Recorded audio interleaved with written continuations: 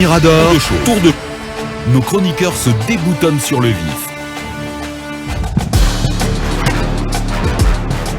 Bien, encore une fois, merci de votre fidélité. Merci encore une fois de nous suivre un peu partout aux quatre coins du monde sur nos applis, mais aussi sur l'ensemble de nos canaux digitaux, le www.filmguinée.com, la page Facebook de Film Guinée ou encore la chaîne YouTube de Film 24.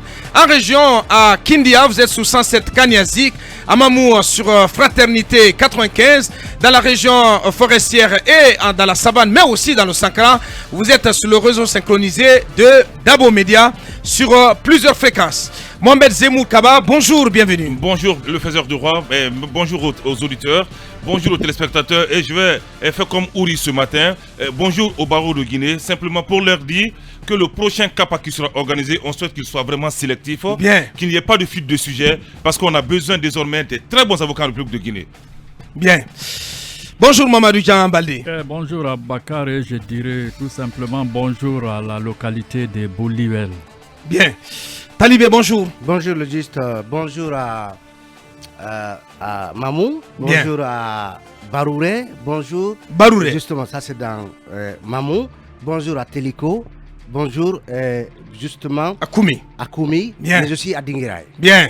Bonjour l'enfant du triangle sacré. Bonjour l'influenceur ouest-africain, bonjour à mes parents de Nyonson Mouridou, bonjour à Koui, bonjour à Komodou et bonjour à Zerekouri. Bonjour Dougountouni. Bonjour. Yami, bonjour, bienvenue. Bonjour à Bokar, bonjour à tous, bonjour à Dougountouni, à Dongol Touma et à Dalaba. Bonjour à tous. Bien, oui, bonjour à Dongol Touma. Bonjour cher Omo. Oui, Kouroussa Nono Daleng, Koumbia, bonjour. Mais bonjour à notre confrère Abdallah Balde de Guinée Matin, qui dans sa gentillesse a prêté sa moto à un voisin pour aller faire un entretien d'embauche. Et ce voisin n'est plus jamais revenu. Oh là là. Donc, Abdallah qui était malade il y a longtemps, je crois qu'il s'en est remis difficilement ou encore il est convalescent.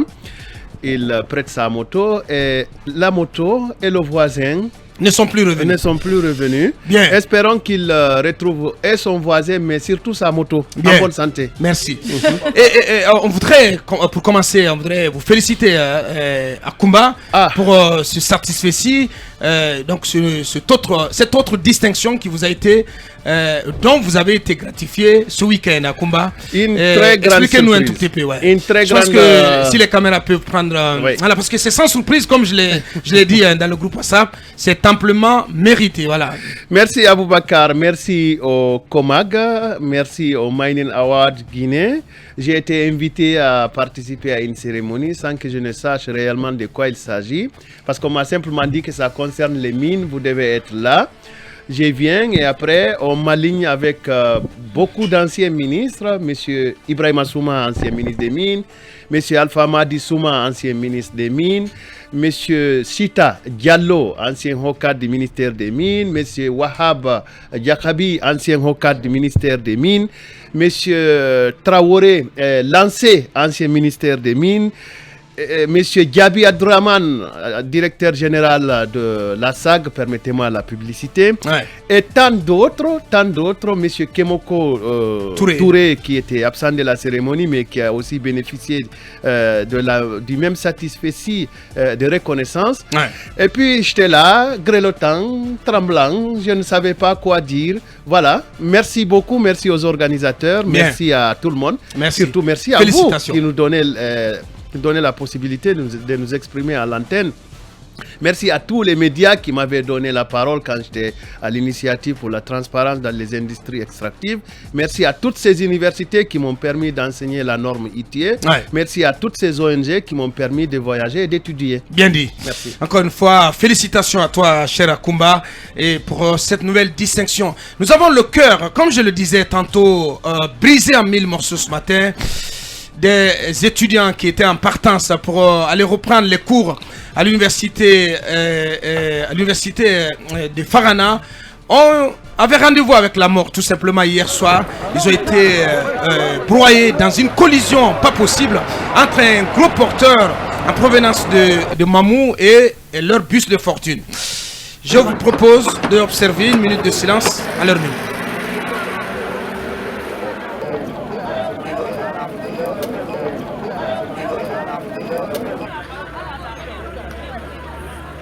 D'or, tour de chauffe.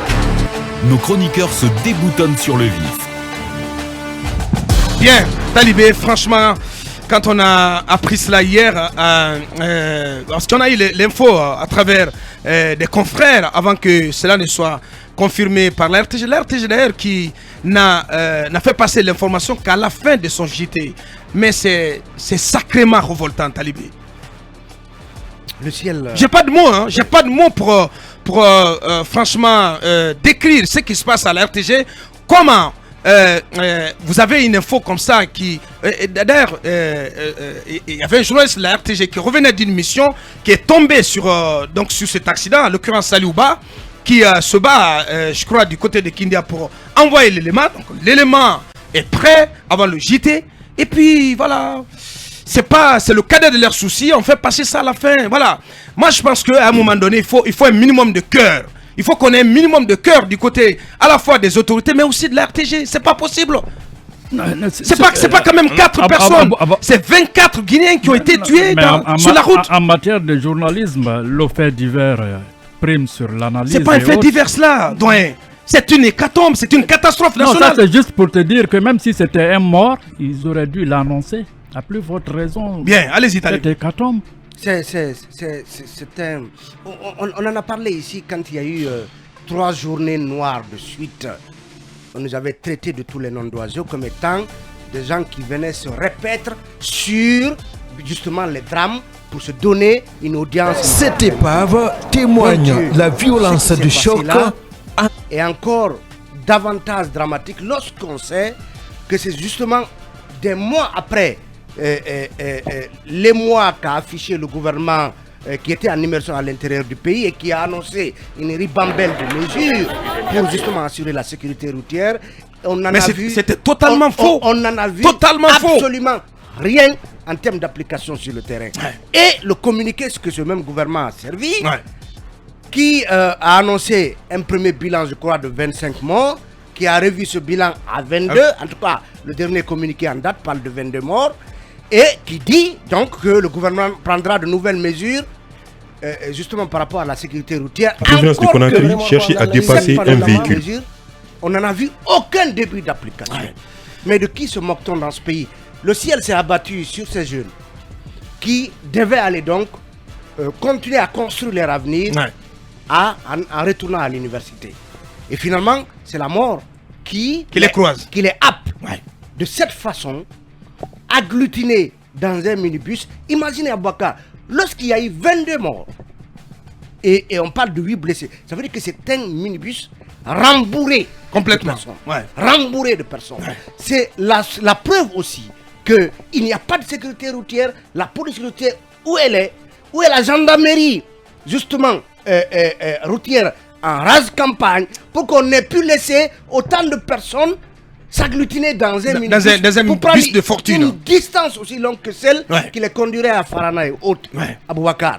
Qu'on arrête de se moquer des Guinéens, qu'on arrête de se moquer de nous, parce qu'à Boubacar, on en parlait là, cette suspension de ministres et autres, c'est un épiphénomène par rapport à la mort de 22 personnes. Que la RTG n'ait d'espace pour diffuser cet élément qu'en bout de journal, c'est absolument catastrophique. C'est lamentable. C'est lamentable. Abouakar, dans ce pays, on se moque. Je pense qu'il faut descendre. Il faut descendre toute la rédaction en chef du côté de la RTG. Non, parce que ceux qu'on a place, ce ne sont pas des professionnels. C'est des gars qu'on est allé ramasser du côté de la radio, mais dont les compétences ne sont même pas avérées, qu'on a mis. Apparemment, c'est un héritage de Sekouba Savané. C'est dommage. Non, c'est dommage. Les gens, ils manquent de courage. Ils préfèrent diffuser un communiqué du Premier ministre ou un arrêté du Premier ministre que de diffuser un reportage.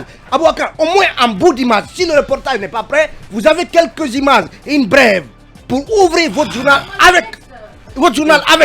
Mais si vous mettez ça en bout de journal, ça veut dire que voilà, ça n'a pas autant d'importance que là un communiqué discutable à souhait qui suspend un ministre et combien de cadres. C'est toute la direction qui doit descendre. C'est horrible pour nous c'est effroyable. Même pour quelqu'un qui n'a pas fait une école de journalisme, il y a ce qu'on appelle la hiérarchie de l'information. Bien entendu. Et une information est différente d'une autre à travers non seulement son importance, mais aussi son utilité. Ou peut-être ce que les gens apprennent à cela. On nous apprend en école de journalisme les 3 S. Ouais. Le sexe, excusez-moi, le sang et le sport. Ouais. Ce sont les choses, l'une des 3 choses les plus importantes qui puissent exister. Mais vous parlez là de la rédaction en chef. Un journaliste, un présentateur, c'est d'abord quelqu'un qui prend en charge son journal. Ça ne fonctionne pas comme ça, la RTG, Gami, malheureusement. Oui, mais malheureusement, il leur appartient. On n'a rien à reprocher à la pauvre Makale. Oui. Non, mais c'est le dirigisme à la RTG. Peut-être ça fonctionne comme ça. C'est pour ça que moi je dis toujours je ne pourrais jamais travailler à la RTG. Ouais. Parce que même là, moi je travaille avec un rédacteur en chef et Talibé qui est le directeur de l'information. Ouais. Mais une information qui ne me convient pas, je ne la passe pas. Ouais. Ou peut-être on doit laisser la latitude aux présentateurs et aux réalisateurs des éditions de faire passer ce qu'ils veulent en premier. Mais un journal de près de plus de 30 minutes, un accident où il y a eu 24 morts. En tout cas une vingtaine de morts. Parce que jusque-là on est en train de spéculer sur les chiffres sur le bilan. Même s'il n'y avait que 2 ou 3 morts. Mais bon Dieu, la hiérarchie de l'information voudrait d'abord qu'on passe ça, même si Talibé parlait tout à l'heure d'image, même si on n'a pas d'image, un simple texte suffit. Une simple phrase ou 2 phrases simplement suffisent à dire aux Guinéens qu'il y a un accident qui s'est produit là. D'autant plus que les gens le savaient, à travers notamment les médias privés. Parce que nous ici, on avait passé l'information et j'imagine les autres sites d'information avaient également passé l'information. Mais on le dit depuis, on se rappelle la dernière fois, les mois derniers, où on a eu une série noire d'accidents dans combien de villes du pays. On nous a annoncé des enquêtes qui vont être ouvertes. Mais après, rien du tout, Gami. On nous a annoncé des enquêtes, elles en sont où? Cet accident qui s'est produit à Sougeta, mais vous ne me direz pas qu'il a dépassé aucun barrage jusqu'à Sougeta. Honnêtement. On aurait pu savoir qu'il y a une surcharge dans ce bus-là et que certains descendent. Ou par moment, il appartient également aux chauffeurs de ces minibus là, de ces taxis, de prendre leurs responsabilités. Parce que vous ne pouvez pas faire des dépassements n'importe comment sur cette route. Même à Conakry, c'est dangereux. À plus forte raison, à l'intérieur du pays. C'est tout simplement effroyable. C'est horrible ce qui s'est passé là. Et encore mes condoléances il faut en tirer toutes les conséquences. À toutes ces familles qui ont perdu des proches et surtout des jeunes. Allez-y, Mamadouri. Bon, une fois encore, c'est triste. Ces jeunes étudiants ont fini carrément leur course au lieu justement à Farana, à l'université, dans les ravins et parmi ces ferrailles qui donc ont mis fin à leur vie.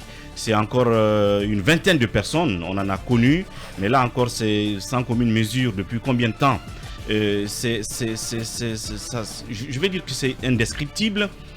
Malheureusement, il y a des responsabilités de part et d'autre. Vous parliez de la RTG tout à l'heure. Moi, j'ai voulu quand même imaginer un scénario qui pourrait expliquer le fait qu'on n'ait pas pu mettre ça en avant dans le journal. Soit on n'avait pas les éléments, peut-être que on a fini de les monter vers la fin du journal qui expliquerait que l'élément... Une brève aurait suffi, une seule phrase ou deux. Je dis que j'imaginais les scénarios possibles. Mais là, c'est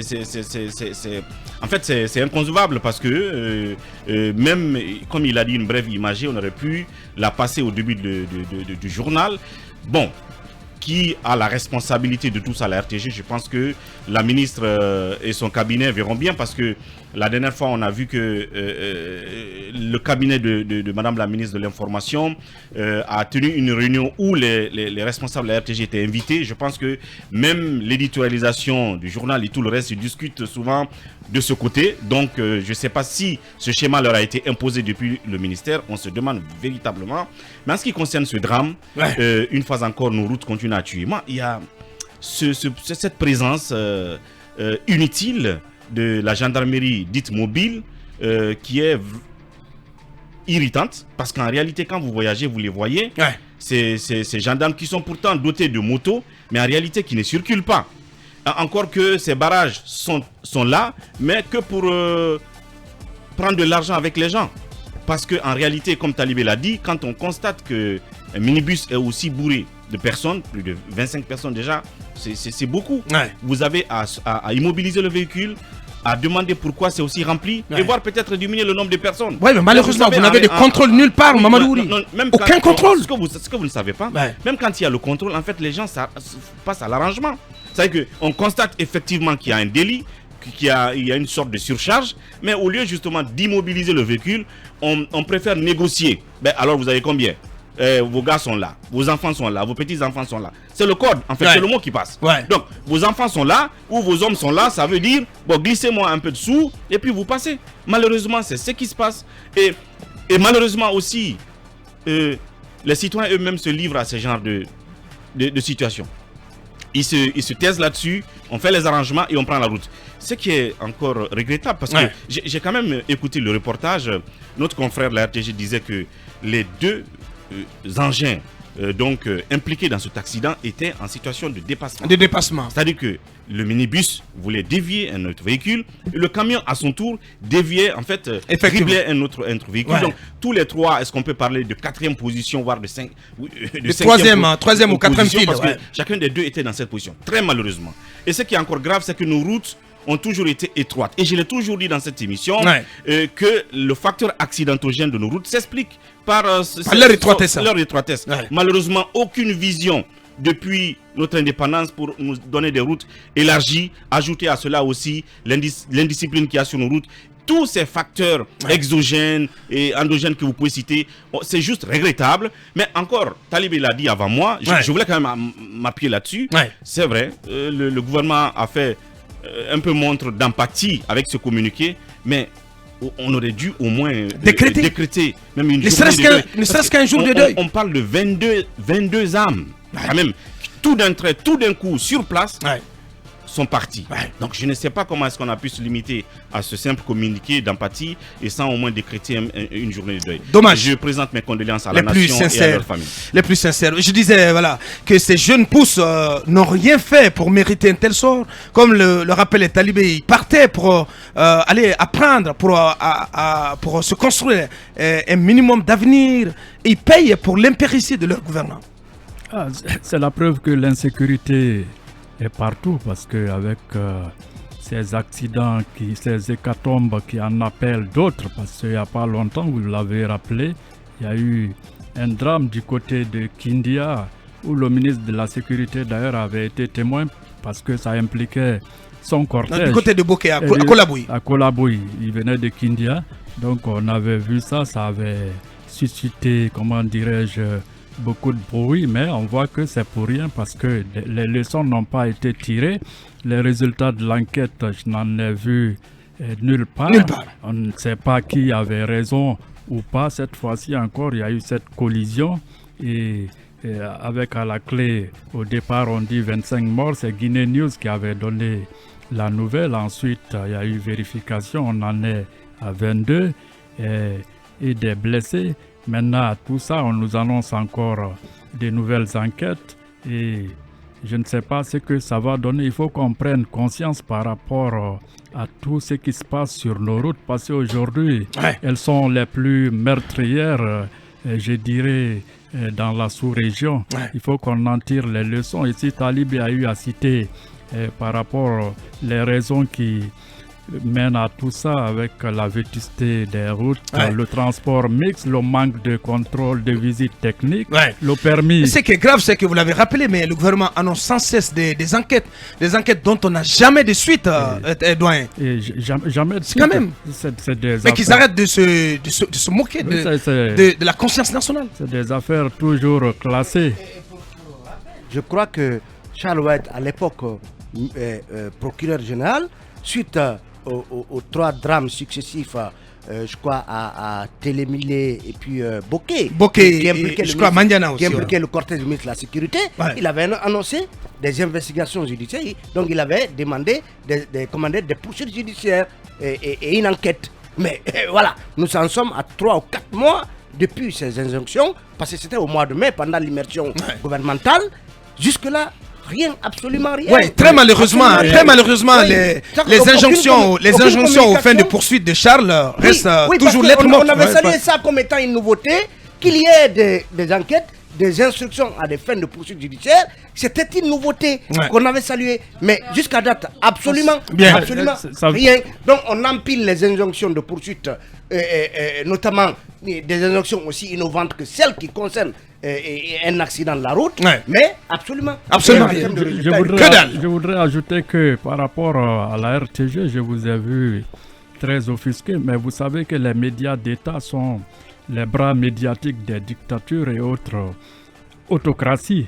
Donc le rédacteur en chef le plus souvent c'est celui qui est au palais. Au temps de Idi Amin Dada de l'Ouganda, quand il regardait la télé, s'il ne voyait pas ces images, il l'appelait, il dit enlevez ça, mais mettez ce qu'il y a. Mais dans le contexte actuel, vous ne pouvez pas du tout soupçonner le moindre du monde, le palais M5, d'être en train de dicter des instructions à la rédaction en chef ou à la direction générale de la RTG pour ne pas qu'un tel élément soit mis si les journalistes même n'arrivent pas à se libérer l'esprit, comme le disait Sankara quand il fut ministre comment dirais-je, de l'information, il a dit aux gens, mais pourquoi vous ne dites pas la vérité?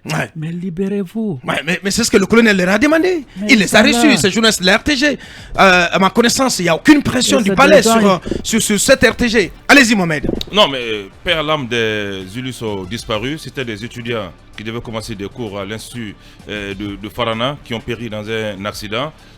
Lorsque j'ai vu l'information dans le groupe de la rédaction, j'étais vraiment effondré. J'étais vraiment effondré, les routes tuent. Dieu a décidé ainsi qu'ils allaient mourir à Kindia. Étant des croyants, je pense qu'il faut mettre l'éponge là-dessus. Mohamed, quand j'ai dit éponge, pas trop de commentaires, parce que lorsqu'il y a mort, c'est un peu, c'est très pathétique. C'est très pathétique. Donc moi je suis un très bon croyant, que Dieu est l'âme des illustres disparus. Mais il faut arrêter ça, Mohamed. Avocat, moi je ne veux pas enfoncer parce que c'est douloureux. Je me mets à la place de ses parents. C'est ce que je suis en train de dire.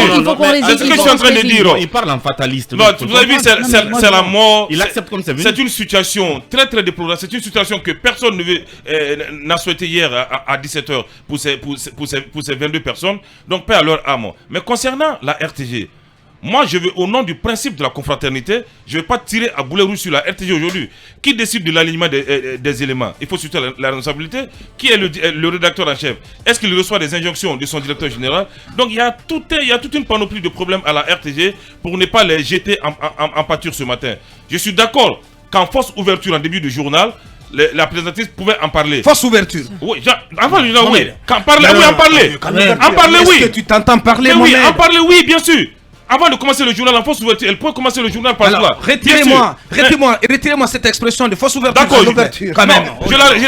Elle peut commencer par cela. Mais dire que la RTG n'a pas de cœur, les journalistes, c'est une rédaction qui a hérité de Sekouba Savané. Je crois qu'on est en train de faire un procès un peu accablant à cette rédaction. Même si c'est la maison mère, Aboka, c'est la maison mère. Il faut respecter le travail de ces journalistes, tout ce qu'ils sont en train de faire. Mais croyez-moi, ils sont pas autonomes. Et je commence à donner raison à la DCI qui demande vraiment son indépendance, sa neutralité dans tout ce qu'elle est en train de faire. Parce qu'elle estime qu'à la RTG, ce n'est vraiment pas du top. Mais finalement, tu es le même qui se contredit là.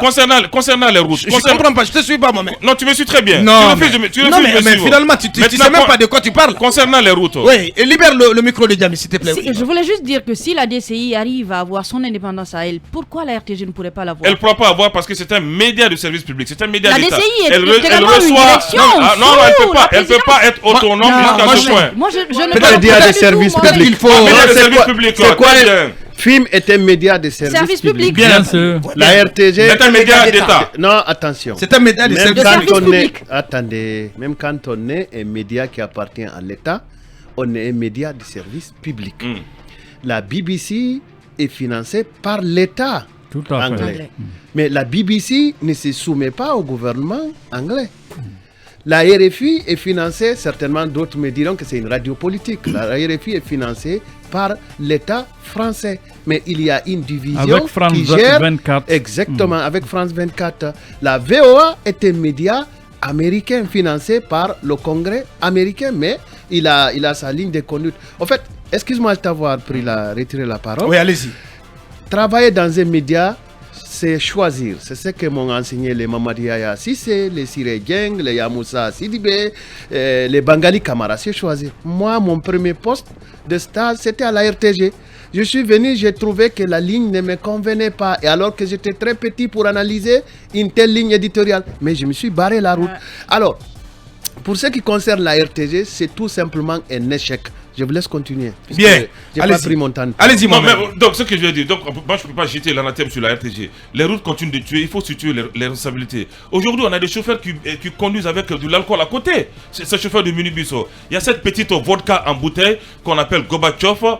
C'est mentionné là-dessus. C'est la petite bouteille que ces chauffeurs prennent pour conduire. On ne respecte pas le nombre de passagers dans les minibus. Et vous savez, c'est une pratique qui est assez non. Avant, il y a 10 ans en arrière, chacun partait en convoi à Kanka, à Paranalabé. Les bus se suivaient pour pouvoir se déplacer. Mais je reviens là-dessus, étant de bons croyants, le gouvernement, devait mettre les drapeaux en berne. Ce n'est pas fait, on espère que ça sera fait. Décréter ne serait-ce que 48 heures de jour de deuil national. De deuil national. Et après, on va voir la suite. Talibé, lorsque vous parlez des injonctions, ce sont des injonctions par rapport à la sécurité routière. Ce sont des injonctions populistes. Parce qu'on ne peut pas faire des injonctions de poursuite face à un conducteur. Vous ne pouvez pas déterminer la nature de l'accident. Comment vous pouvez faire des injonctions? Oui, quand je peux. Non, vous ne pouvez jamais. Vous n'étiez pas sur le terrain. Le ministre de la Justice a demandé. Mais il y a une police spécialisée pour ça. La police n'est pas là. Il y a une gendarmerie spécialisée pour ça. A demandé l'ouverture d'une enquête judiciaire. Mais comment elle sera faite? Le mois de mai, nous en sommes. Elle pourra pas être faite. Nous parlons presque tous de la même chose. De la même chose. Et que ce soit une enquête toute courte ou une enquête judiciaire. Mais ces enquêtes ne sont jamais. On n'a jamais de résultats par rapport à ces enquêtes. Bien, on va essayer d'entendre Dr Fasciné. Alors, monsieur Mamadou Oumar Bari, qui s'identifie comme étant le président national des étudiants de Guinée, a fait une communication. Il annonce que les membres du bureau des étudiants sont tous conviés à l'hôpital sino-guinéen où plusieurs corps seront acheminés. C'était un message reçu hier soir. Effectivement. Et il dit qu'il a appris avec un immense regret l'accident de la circulation qui s'est produit à Sougeta dans la préfecture de Kindia sur la nationale numéro 1. Et il dit, je cite, « Je suis attristé par cette tragédie qui a endeuillé la nation tout entière et le monde estudiantin, en particulier l'État guinéen doit décréter le deuil national pour rendre hommage aux victimes de cet accident cruel, aussi faire une lecture et des sacrifices pour les illustres disparus. Il ajoute qu'à ma qualité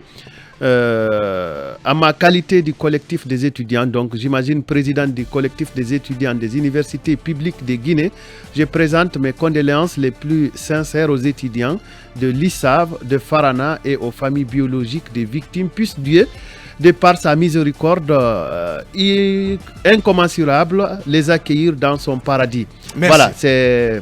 Voilà, c'est une communication sans fin. Oui, Mamadou Ouri, le président national des étudiants des universités publiques. Oui, Talibé. Et Abokar, M. Conte nous apprend que ces étudiants ont emprunté ce minibus à Gomboya. Et voilà. justement, moi je me rappelle que parmi les mesures qui avaient été c'est pas une gare, ça. Oui, c'est une gare un peu sauvage. Ouais, tout à fait. Voilà, qui a poussé d'elle-même et finalement beaucoup s'y rendent pour éviter Madina et les sorties difficiles de Conakry. Donc ils vont jusqu'à Gomboya. Abouakar, je me rappelle que parmi les mesures, il avait été dit qu'au niveau de toutes les gares routières, qu'il devait y avoir un contrôle minutieux, justement, de la question de la surcharge dans les véhicules. Donc ça veut dire que, vous savez, on a tous été étudiants. Mais ça ne fonctionne pas. Ce sont des effets d'annonce. C'est 17 étudiants décédés et les 5 blessés. Ils ont dit se donner rendez-vous à Gomboya pour dire bon, on va embarquer ensemble à destination de Farana. Donc ils sont montés ils ont dit peut-être mettre en place une petite cotisation ils sont montés en si grand nombre dans un minibus, donc au niveau d'une gare routière, alors qu'il y a un syndicat qui est là, qui est censé veiller à ce que ce genre de choses ne se passent pas. Non, c'est ce qui se faisait depuis très longtemps. Au-delà du syndicat, de cette gare qui pratiquement est illégale, comme il a dit, elle est sortie de nulle part comme ça. Et puis on la voit se développer. Et puis personne ne dit quelque chose. Mais au-delà de cette gare-là, quand vous quittez Gomboya, n'est-ce pas? Vous venez vers Koya, vous traversez Koya, avant d'arriver à Kindia. Donc il y a forcément des postes de contrôle. Il y a forcément cette gendarmerie dite mobile. Donc je pense que les mesures de sanction, parce que 17 morts ou 20 morts, c'est quand même beaucoup. Vous voyez à Bakar, même quand même une petite fille est violée quelque part, on a une Guinéenne qui a été malmenée par quelqu'un en France là-bas, mais ça fait le tour du pays. Mais bien sûr, Après, il faut raison qu'une seule personne qui meurt. Mais là, on parle de 17 âmes. Ces gendarmes-là doivent être répertoriés, identifiés, les sanctionnés. gendarmes du jour, évidemment, du jour. Et ceux qui sont à ces barrages-là, je pense qu'il faut sanctionner. C'est à cela que à cette allure, Mamadouri, mais vous allez sanctionner tout le monde. Non, c'est parce que ça ne fonctionne nulle part. Non, mais il faut déjà la première responsabilité, c'est au niveau du gouvernement. Mais c'est le gouvernement qui ne fonctionne pas. Avocat, si l'enquête judiciaire, si l'enquête demandée par Charles White avait donné ses conclusions, les agents qui étaient justement déployés le long de la route menant à Télémilé et ailleurs, là auraient été sanctionnés. Bien, absolument. Voici ce que vous pouvez dire donc sur ce drame qui est survenu hier soir et qui a coûté la vie à une vingtaine de nos compatriotes. Paix encore une fois, paix à leur âme.